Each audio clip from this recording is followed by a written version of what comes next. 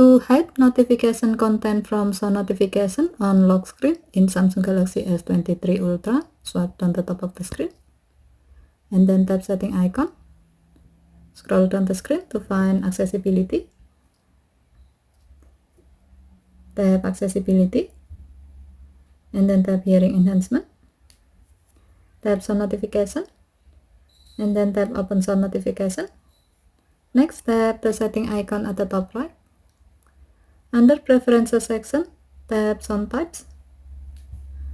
While the alert for sound notification is set to allow sound and vibration, and lock screen notification is set to enable, under notification type section, select lock screen notification and then select hide content. Now when you have notification from Sun notification, your phone will just show a notification on your lock screen to tell you that you have the notification from the Sun notification.